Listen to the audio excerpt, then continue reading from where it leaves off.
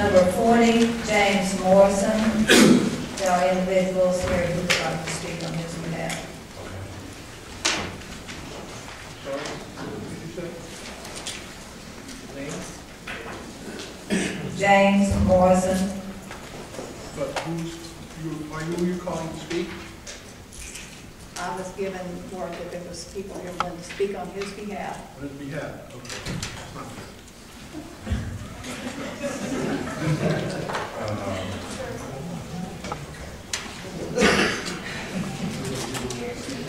That I will. James Douglas Morrison, we knew him as Jim Morrison, appealed the judgment and sentence he received after being convicted 40 years ago to 2 misdemeanors. However, Jim Morrison died before his appeal could ever be heard. Because he is unable to state his case for clemency before our board today, I offer to do so for him. The charges against Mr. Morrison stem from his alleged actions at a now famous 1969 musical performance by the Doors in Miami. During trial, the prosecution attempted to prove that Mr. Morrison indecently exposed himself, simulated indecent acts, and uttered profanities. Mr. Morrison admitted to using some of the alleged profanity. However, he denied the other charges. During the course of the trial, some witnesses testified they saw the alleged acts for which he was charged. However, many others testified that they observed the entire concert and never saw him. In fact, so many witnesses corroborated Mr. Morrison's testimony that the judge eventually stopped the defense from presenting any more, because their collective testimony became what is known in legal terms as cumulative testimony. Nevertheless, a jury convicted Mr. Morrison. The judge then sentenced him to 6 months of hard labor. Much controversy surrounds this conviction, and not only because many witnesses testified they did not see Mr. Morrison expose himself. Let me restate that. Much controversy surrounds this conviction, and not only because many witnesses testified they did not see Mr. Morrison expose himself. Controversy also exists because Mr. Morrison was not arrested until 4 days after this concert.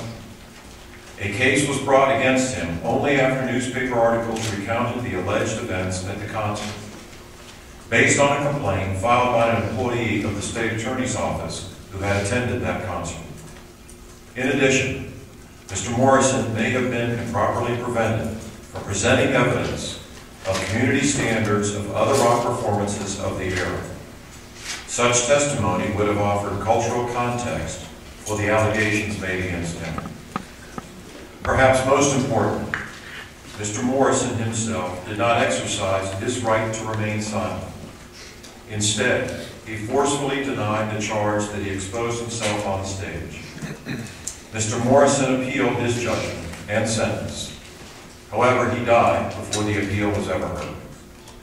His death prevented him from exercising his right to a direct appeal, a right that is given to every American by the United States Constitution.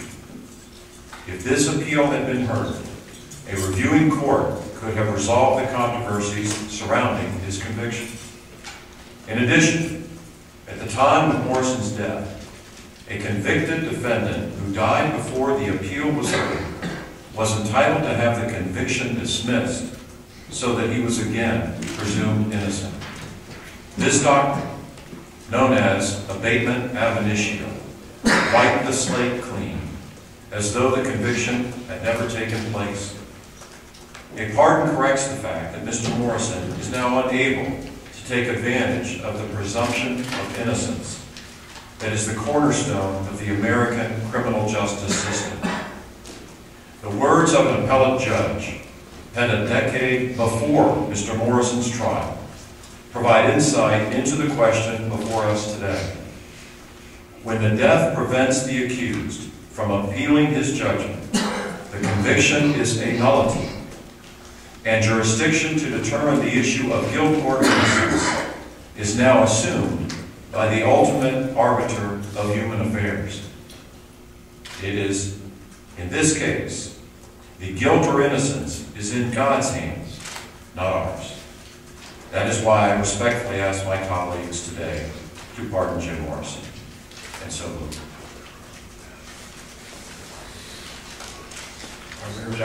I want to make a comment, but I don't know if anybody else is going to speak one way or the other, so you have somebody else to speak. Did you wish Yes, to sir, I'd speak? like to speak. Certainly.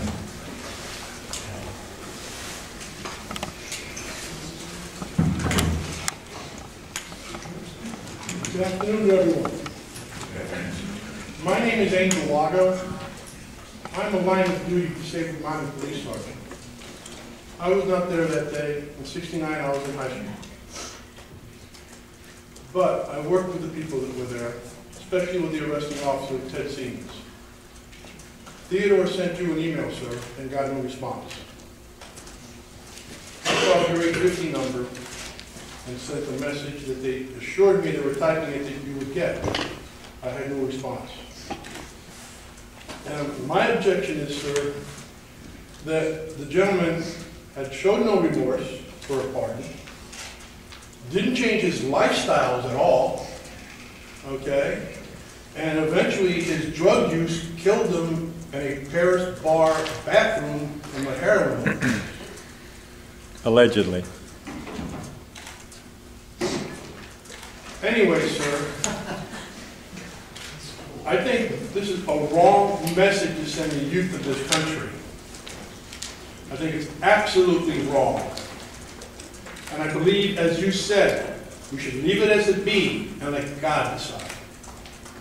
All right? And number two, the arresting officer in this case, Theodore Siemens, has given me his phone number because he would like to address this meeting.